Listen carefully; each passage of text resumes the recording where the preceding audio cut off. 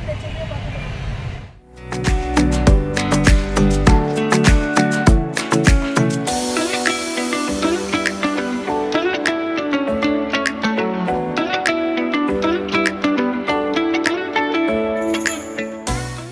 பார்த்தீங்கன்னா நம்ம வெண்டைக்காய், கத்திரிக்காய், வெண்டைக்காய், கத்திரிக்காய், பச்சை மிளகா அதெல்லாம் நம்ம பராமரித்து நம்ம சத்துணவுக்கு தரோம். அதனால நிறைய பசங்களாம் நிறைய சாப்பிட்றாங்க.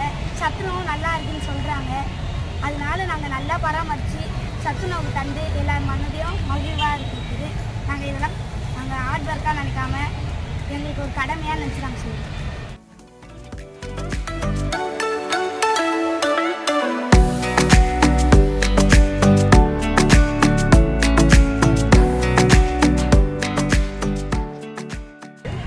எங்கள் ஸ்கூலில் வந்து பசங்க படிக்கிறது டீச்சர்ஸ்க்கு வந்து அந்த பசங்க கிட்ட வந்து செயல்பாடு செய்து இருக்காங்க. மாடியில் கூட வந்து அந்த குழுத்தில் சேர்ந்த பிள்ளைங்கள்லாம் ஒரு 2 பிள்ளைங்க வச்சு செய்கிறாங்க. அவங்க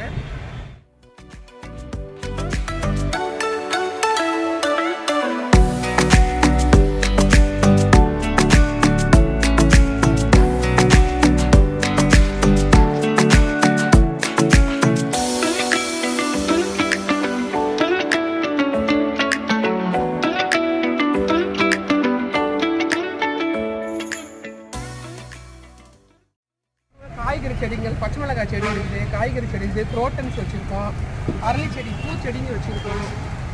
இதெல்லாமே நம்ம மாட்டு நிறைய விளையுது. சுண்டைக்காய் இதெல்லாம் கூட இப்போ காய்ச்சிதுங்க. நிறைய நேற்று தான் பறிச்சுட்டு தோட்டம் நிறைய பறிச்சிட்டோம். மீதி இருங்க உங்களுக்காக இது பறித்து நாங்கள் காமிக்கிறோம். அதனால் இதுவும் இருக்குது.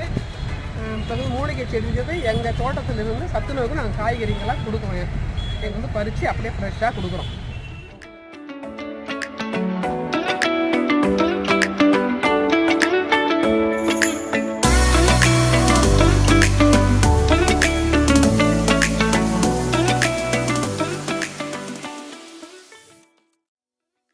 நம்முடைய பள்ளியானது பசுமை பள்ளியாக அமைவதற்கான அனைத்து முயற்சிகளும் தொடர்ந்து எடுக்கப்பட்டு வருகிறது.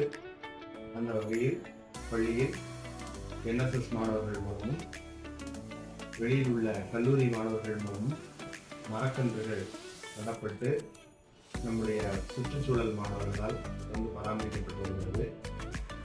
அதை தவிர HCL ஃபவுண்டேஷன் மூலமாக NGOக்கள் மூலமாக மாடித்தோட்டம் அமைக்கப்பட்டு காய்கறிகள் விளைவிக்கப்பட்டு அது நம்முடைய மதிய சத்துணவுக்காக அமைக்கப்பட்டுள்ளது. அதை தவிர இன்னொரு காய்கறி தோட்டமும் அமைப்பதற்கான முயற்சிகள் எடுக்கப்பட்டு வருகிறது. சோலார் பேனல் அமைக்கப்பட்டு கிரீன் எனர்ஜி உற்பத்தி செய்யப்படுகிறது. அதே போல மழைநீர் சேகரிப்பு தொட்டிகளும் அமைக்கப்பட்டு நீர்நிலைகள் சேமிக்கப்படுகிறது.